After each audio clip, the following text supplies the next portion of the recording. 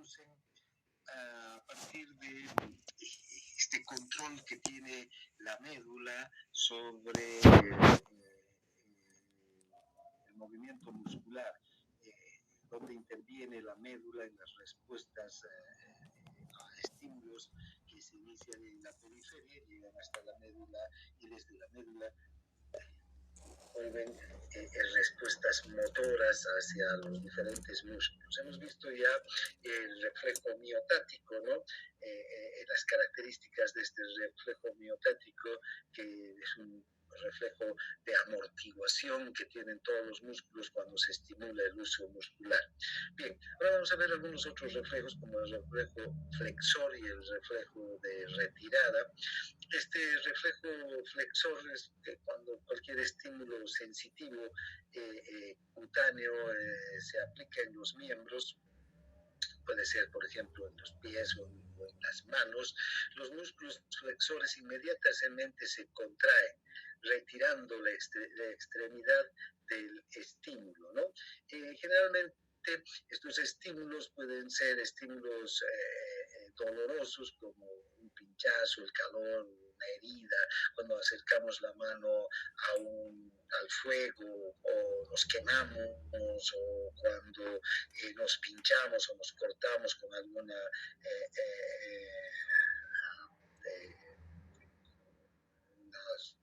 instrumento punzocortante. Este es un reflejo nocisensible, porque generalmente nos hace responder, nos provoca una respuesta motora a un estímulo doloroso.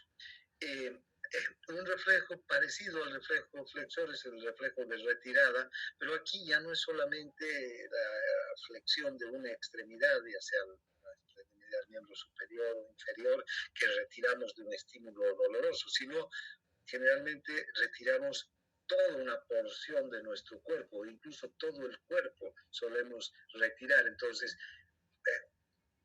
aquí en el reflejo de retirada van a intervenir muchos más músculos. Ya no solamente van a ser los músculos flexores que se contraen, como el reflejo flexor, sino en el reflejo de retirada van a intervenir muchos más músculos para retirar una parte de nuestro cuerpo o todo nuestro cuerpo de un estímulo doloroso o de un estímulo que signifique peligro, que nos ponga en riesgo, ¿no? Vamos a ver, aquí pasaremos acá, vean cuál es el circuito nervioso que interviene en el reflejo flexor. Aquí tenemos esta gráfica, tenemos el miembro superior derecho, ¿no? Tenemos la mano, el antebrazo, el brazo. Si aplicamos un estímulo sensitivo sobre la mano derecha, ¿qué va a ocurrir? Inmediatamente se van a flexionar, ¿no? Los músculos flexores se van a contraer, se va a flexionar todo el antebrazo sobre el brazo y vamos a retirar la mano del estímulo doloroso. ¿Cómo ocurre esto?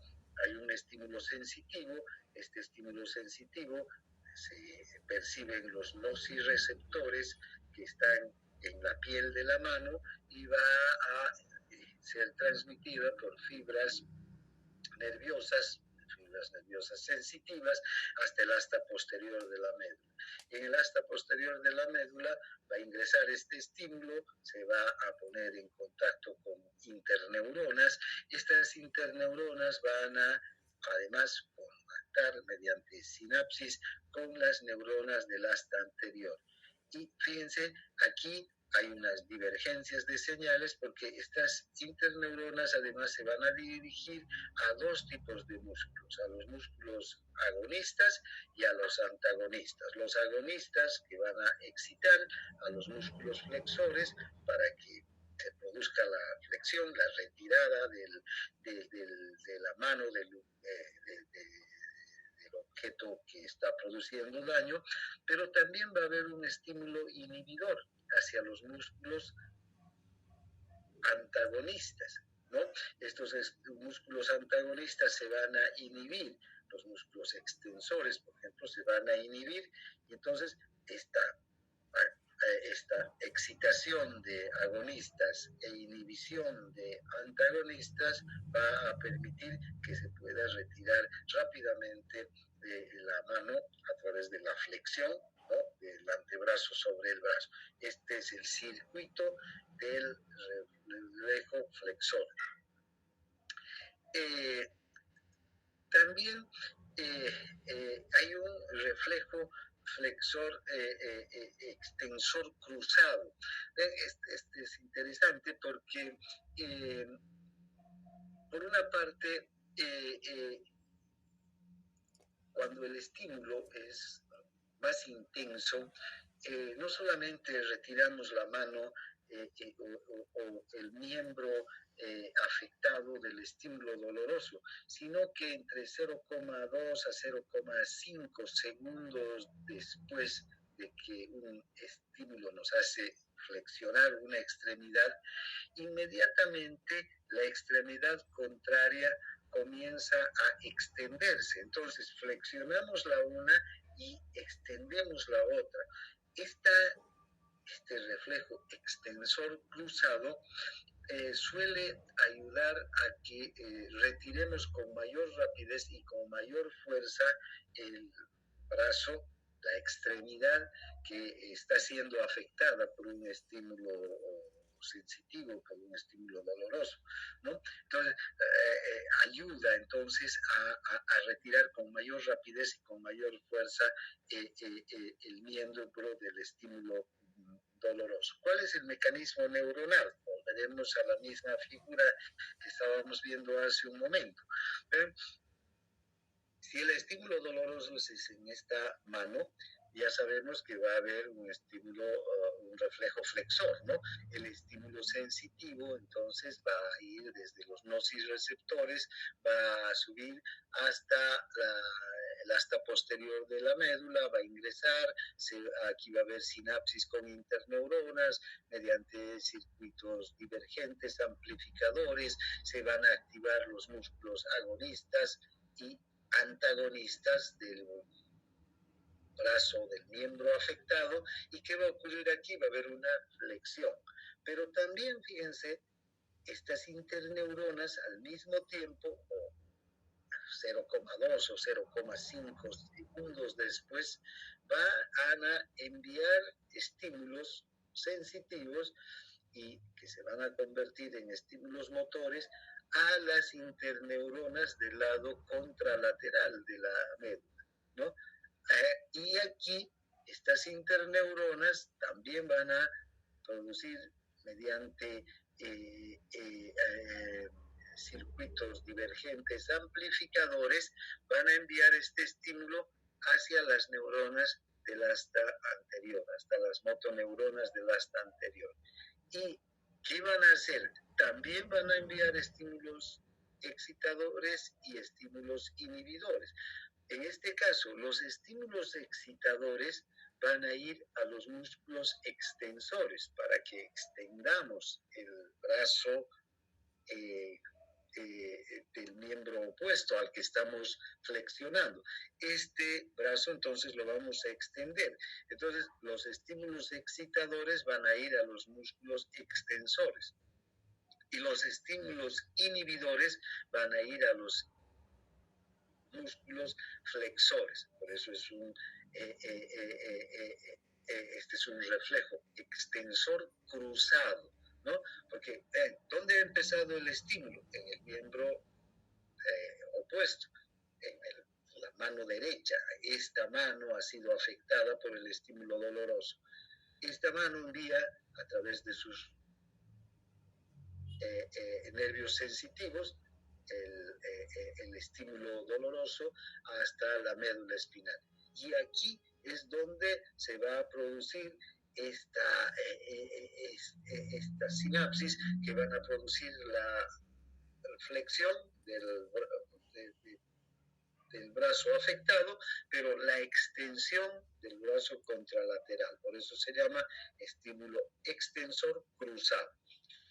Bien, ahora, como podemos ver, nuestra médula, la médula espinal, puede a partir de muchos estímulos producir una respuesta de inhibición e inervación, una inhibición y excitación recíprocas, mediante la activación de los músculos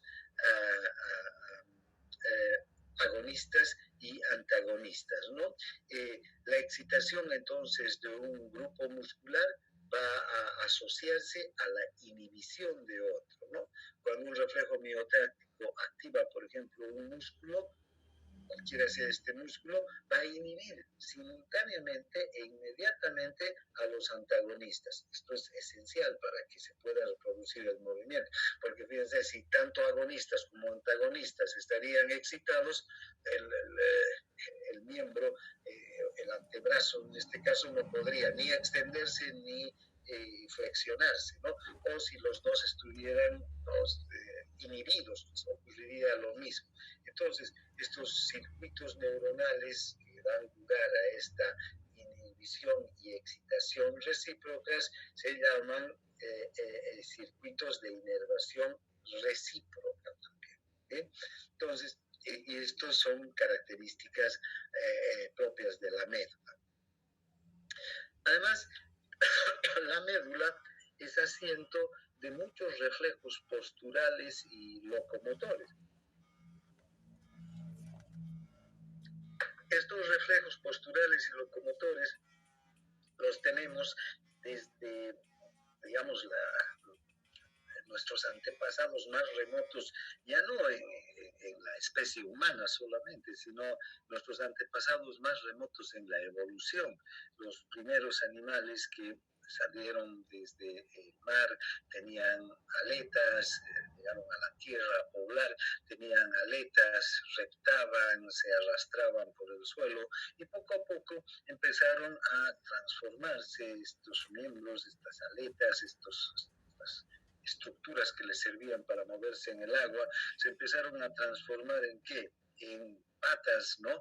En miembros que les permitían apoyarse en el suelo y luego irse desprendiendo, digamos, del suelo, levantándose del suelo. Esos mecanismos de apoyo positivo, estas reacciones de apoyo positivo que cuando tenemos receptores, por ejemplo, en las plantas de los pies, que nos hacen que nos alejemos de la gravedad, nos paremos, ¿no? Son reflejos que están asentados en la médula. Los reflejos de enderezamiento, también de levantarse de la posición echada a la posición parada, y que nos alejan que alejan nuestro cuerpo de la gravedad, también son reflejos primitivos que están asentados en la médula.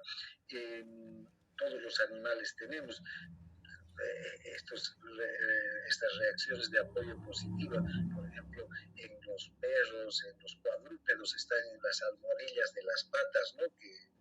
Los receptores que tienen en las almohadillas de las patas para poderse enderezar, para poderse mantener parados. Por eso se llama reacción de apoyo positivo, para estar parados y alejar nuestro cuerpo del suelo. Lo mismo el reflejo de enderezamiento que tenemos para podernos levantar desde una posición decúbita a una posición bípeda, en el caso de los humanos, o cuadrúpeda de los animales de cuatro patas. También los movimientos rítmicos de la marcha en un solo miembro, ¿no? O la marcha recíproca de las extremidades opuestas. Como en los animales cuadrúpedos podemos ver que esta marcha recíproca es muy sincronizada, ¿no? Las cuatro patas tienen que tener una sincronización exacta para que vayan produciendo la marcha, para que puedan caminar sin que una pierna o una pata realice un movimiento contrario a la que realizan las otras patas. Todas se mueven de manera simultánea y recíproca. Nosotros mismos, ¿no? ¿Verdad? Cuando adelantamos la pierna izquierda, la pierna derecha está asentando sobre el suelo. Luego asentamos la izquierda y extendemos la derecha. Y tenemos todavía esta marcha recíproca y también la marcha diagonal entre las cuatro extremidades. Todavía las tenemos guardadas en nuestra médula, estos reflejos. Cuando caminamos, también movemos los brazos, ¿no? De manera recíproca y cuando llevamos adelante la pierna izquierda, generalmente llevamos el brazo derecho también cuando marchamos, por ejemplo. Y esa marcha no es, digamos, solamente un aspecto voluntario. Lo podemos hacer cuando estamos marchando en un desfile, puedo decir, pero normalmente de manera inconsciente vamos haciendo estos movimientos, ¿no? La pierna izquierda adelante y el brazo derecho también. Cuando la pierna derecha está adelante, el brazo izquierdo. Fíjense, estos tipos de reflejos posturales y locomotores, o el reflejo de galope en los animales de cuatro patas, este reflejo de galope es cuando estiran las dos delanteras y contraen las traseras, y luego apoyan las traseras y contraen las delanteras y estiran las traseras. Fíjense, ese movimiento de galope en los animales son todos estos reflejos que están asentados en la médula. Entonces la médula no solamente, volvemos a ver, que es un lugar de paso de estímulos sensitivos ascendentes y estímulos motores descendentes, ¿no? Hay reflejos, hay funciones que cumple la médula y que son funciones esenciales para el aspecto motor en nuestro organismo. Pero además, fíjense, en la médula también hay reflejos medulares que pueden causar espasmo muscular. Es decir, cuando hay un estímulo sensitivo muy intenso, puede haber una respuesta también potente desde la médula hacia los músculos para contraer intensamente los músculos. De hecho, cuando hay una fractura ósea, nos fracturamos el brazo, el antebrazo, la pierna, el muslo, ¿qué va a ocurrir? ¿Verdad? Ese daño en el hueso y todo el daño que se produce en el área de la fractura va a despertar un reflejo, ¿no? Va a enviar señales sensitivas, señales dolorosas generalmente, hacia la médula, y la respuesta desde la médula va a ser que todos los músculos que están alrededor de la fractura ósea se empiecen a contraer, ¿no? Ocurre algo parecido, un espasmo de la musculatura abdominal en la peritonitis. Cuando hay una peritonitis, una infección del peritoneo, una irritación del peritoneo, que puede ser por ejemplo, una perforación del apéndice, una perforación del estómago, y se irrita, se infecta el peritoneo, hay una inflamación intensa aquí, hay un estímulo sensitivo. Ya sabemos que el peritoneo es muy sensible, ¿verdad? Son las aponeurosis, las fascias, las cubiertas de los órganos, las que tienen mayor inervación sensitiva. En estas cubiertas están los receptores sensitivos, las terminaciones nerviosas para el dolor, particularmente están en estas fascias, en estas cubiertas. Entonces, ¿qué ocurre cuando el peritoneo se inflama? Envía señales dolorosas intensas hacia la médula espinal. Y desde la médula espinal vuelve una respuesta motora hacia todos los músculos abdominales que se contraen intensamente.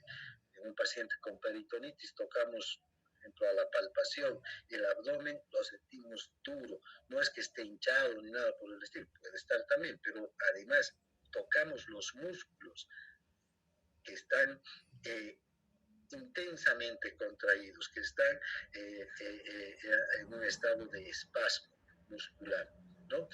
También los calambres musculares que se producen por un estímulo demasiado intenso en un músculo, ese estímulo puede ir hacia la médula espinal y volver como una respuesta motora de una contracción, de un espasmo intenso en el músculo que ha generado ese estímulo. También tenemos reflejos autónomos, es decir, el sistema nervioso autónomo. Más allá vamos a hablar de muchos de estos reflejos y después vamos a poder hablar cuando veamos ya cada uno de los sistemas, estemos estudiando los sistemas por separado. Podemos ver que la médula espinal puede producir cambios del tono vascular como consecuencia de las variaciones de la temperatura local de la piel, ¿no? ¿Qué quiere decir esto? Que si hay calor, aplicamos un calor sobre una zona determinada de la piel, ¿qué va a ocurrir? La respuesta desde la médula espinal, primero las terminaciones para el calor van a percibir que hay calor, que hay un aumento de la temperatura en una zona determinada. Y entonces inmediatamente van a enviar estos estímulos hasta la médula. Y de la médula van a volver estímulos motores para que haya una vasodilatación de los vasos que están en la piel estimulada por el calor. Al contrario, si el estímulo es el frío, también va a ir este estímulo y va a volver como una respuesta motora para que haya una vasoconstricción de los músculos lisos de estos vasos. Es decir, como la médula espinal puede producir, independientemente del tronco del encéfalo, independientemente del cerebro, respuestas inmediatas. La sudoración también, cuando hay un calor localizado sobre la superficie cutánea, también puede empezar a producirse sudoración junto con esta vasodilatación. Reflejos gastrointestinales que controlan ciertas funciones del intestino, por ejemplo, el reflejo de defecación. Una buena parte del reflejo de defecación radica directamente en la médula. Hay una parte del reflejo de defecación que está controlado desde el encéfalo en los humanos, porque podemos nosotros controlar la defecación, ¿no? Pero en la mayor parte de los animales no controlan la defecación, defecan donde están. ¿Por qué? Porque es un reflejo que parte del recto hacia la médula y de la médula vuelve hacia la musculatura lisa del recto y hacia los esfínteres para que se produzca el vaciamiento del recto. Entonces, estos son reflejos que están asentados a nivel de la médula, sin que intervengan otras estructuras del neuroeje. Los reflejos peritoneo-intestinales también, que inhiben la motilidad digestiva como respuesta a una irritación peritoneal. Esta irritación peritoneal, de la que hablábamos hace un momento, no solamente va a afectar al músculo esquelético, que está los músculos rectos, los músculos abdominales, sino también va a afectar al músculo liso de los órganos y se va a paralizar el músculo liso de los órganos. No va a haber peristalsis. También, sí, escuchamos, por ejemplo, ponemos nuestro fonendoscopio en el abdomen de un paciente con peritonitis, no vamos a oír los tradicionales o los característicos ruidos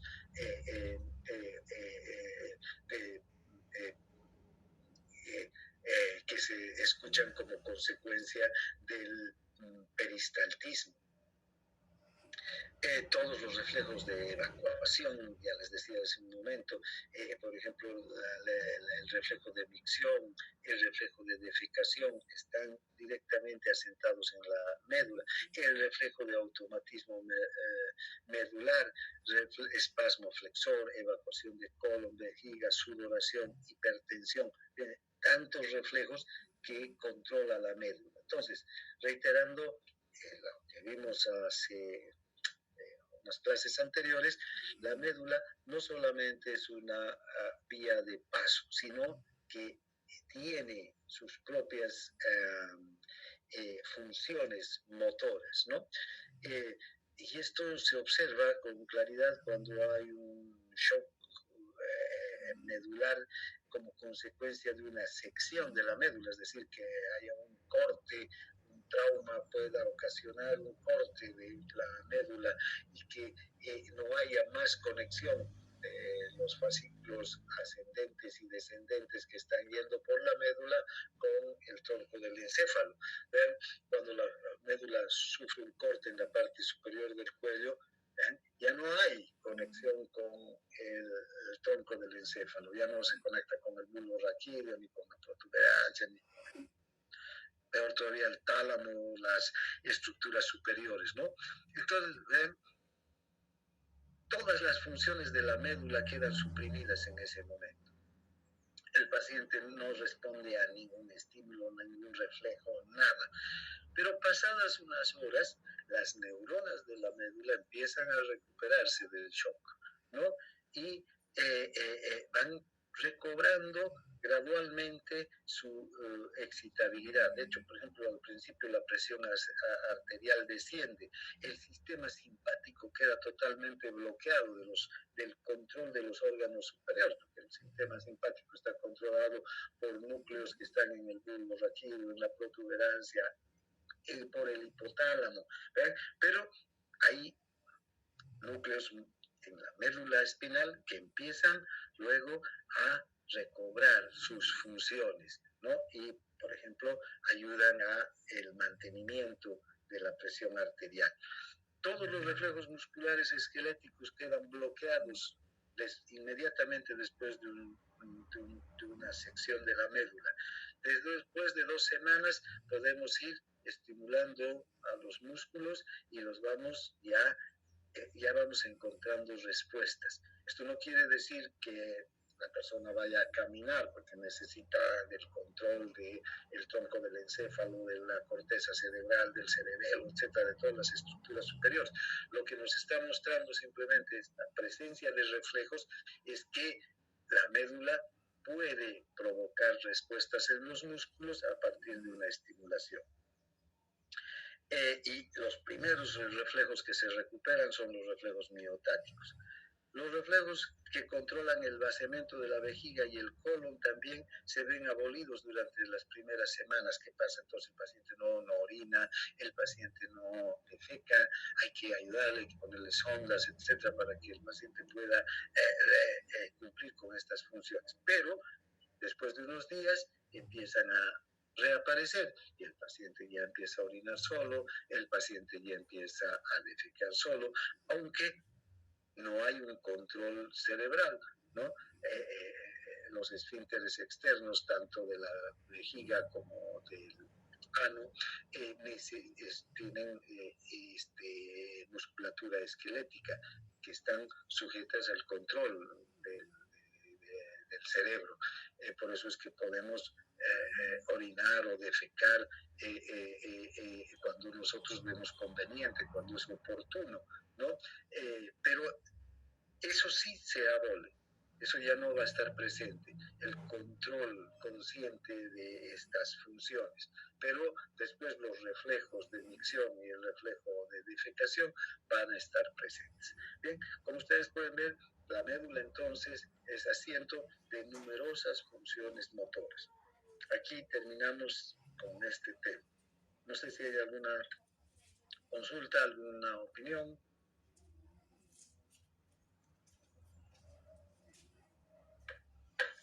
Vamos a dejar de compartir y vamos a inmediatamente empezar con un nuevo tema. Vámonos aquí.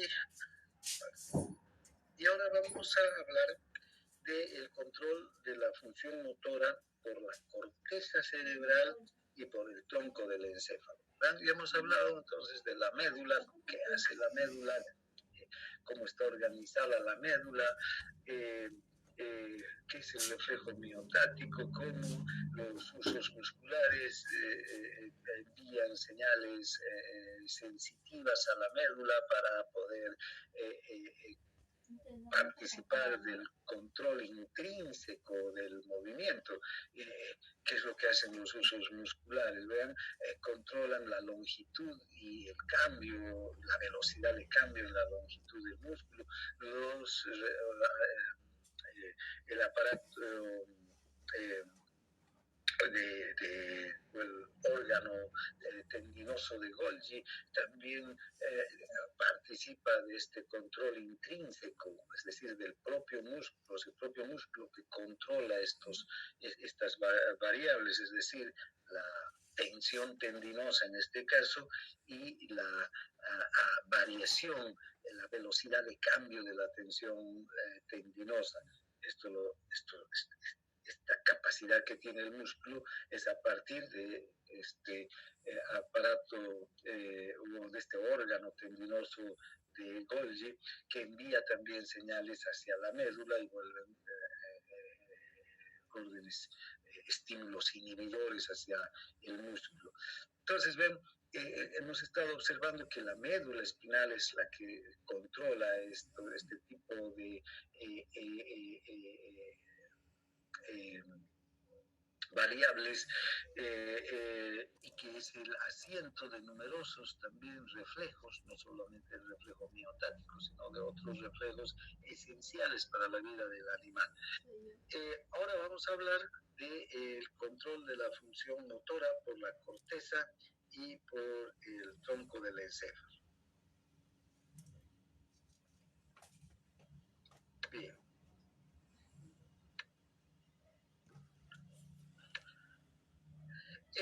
A ver, empezaremos anotando que tenemos movimientos motores voluntarios que se ponen en marcha desde la corteza cerebral.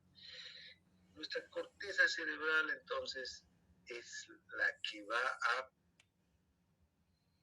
poner en marcha, va a activar una serie de neuronas que van a su vez activar una cantidad importante de músculos, ¿no?, que se van a contraer o distender y que estos movimientos que se van a realizar en estos músculos son totalmente voluntarios, ¿no? Todos entonces los movimientos que se ponen en marcha desde la corteza cerebral son voluntarios. Si yo quiero, agarro el mouse que estoy agarrando en este momento y vuelvo a esta imagen que muestra el cerebro.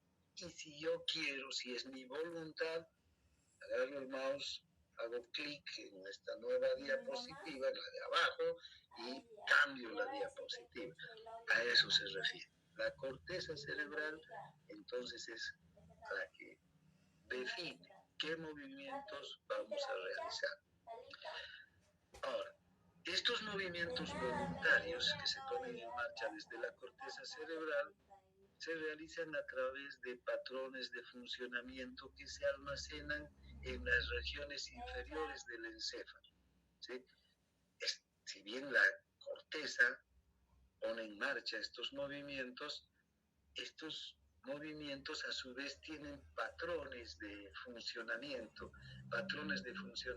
que están almacenados como memorias motoras en regiones inferiores del encéfalo. De hecho, en la médula espinal ya hemos visto que hay un montón de funciones que cumple la médula espinal desde el punto de vista motor.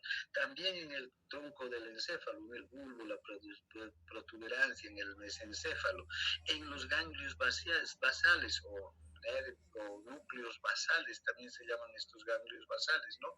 El putamen, el caudado, el globo pálido, la sustancia negra, todas esas participan de manera protagónica en estos patrones de funcionamiento para que se pongan en marcha estos movimientos voluntarios. El cerebelo también. Todas estas estructuras, entonces, que se van a empezar a activar gracias a estímulos que parten de la corteza cerebral, van a enviar señales específicas a los músculos para que se desarrolle un movimiento en particular. Si yo quiero pararme, voy a poner en marcha desde mi corteza cerebral una serie de estímulos, ¿no?, que parten de las neuronas de la corteza, a través de la médula, del tronco del encéfalo, los ganglios basales, el cerebelo, y una vez que pasen a través de todas estas estructuras, que se coordine el movimiento a través de todas estas estructuras, en milisegundos, desde luego, todas estas estructuras juntas van a enviar a través de los fascículos descendentes que llegan hasta el asta anterior señales específicas a los músculos que hagan que yo me levante, me pare de donde estoy sentado. Pero también, además de todos estos patrones de funcionamiento que están almacenadas en estas estructuras y que responden entonces a un estímulo que parte de la corteza, además de todos estos, va a haber una vía directa hacia las motoneuronas anteriores, que no va a pasar por estas estructuras. Esta vía directa que permite el control de movimientos finos y diestros de los dedos y de las manos, por ejemplo el manejo del mouse, ya no va a ir por todas estas vías, sino va a tener una vía directa, y esa vía directa es la vía córtico-espinal, a través del fascículo piramidal, ¿sí? El fascículo piramidal, entonces, que nace en la corteza motora, va a descender directamente, va a pasar de la corteza va a atravesar la cápsula interna, luego el tálamo, luego el tronco del encéfalo, va a bajar hasta el bulbo, ahí se va a entrecruzar lo que se llama el entrecruzamiento de las pirámides, que incluso se lo puede observar de manera macroscópica en el bulbo, se entrecruza a nivel del bulbo raquídeo y baja ¿hasta dónde? Hasta el asta anterior, donde está la neurona del asta anterior, que se dirige ¿a dónde? A las manos, a los dedos, y que me va a ayudar a desarrollar movimientos diestros, finos de la mano y de los dedos. Es entonces, nuestra corteza cerebral tiene entonces una función protagónica en todos los movimientos que desarrollamos, y va a poner en marcha entonces todos los movimientos a través de estos patrones de funcionamiento que están almacenados en todas estas estructuras y que luego llegan a los músculos, o por esta vía directa a través del fascículo córtico-espinal o vía piramidal. Bien, ahora, si observamos a la corteza cerebral, ya hemos visto que la corteza cerebral está dividida en todas esas áreas de Brodmann, ¿no? En la clase anterior hemos hablado de las 50 áreas de Brodmann. De hecho, ya hemos hablado de la corteza somatosensitiva, que está por detrás de la cisura de Rolando, ¿no es verdad? Que ocupa el área 1, 2, 3, 5 y 7. Ya hemos comentado las características de la corteza y cómo cada una de estas áreas de Brodmann de la corteza tiene neuronas específicas que van a cumplir una función específica.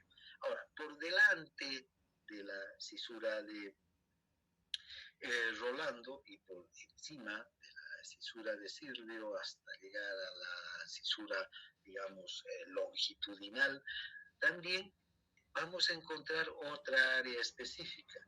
esta área específica que abarca las áreas 4 y 6 de Brodmann es el área motora, el área de la corteza motora.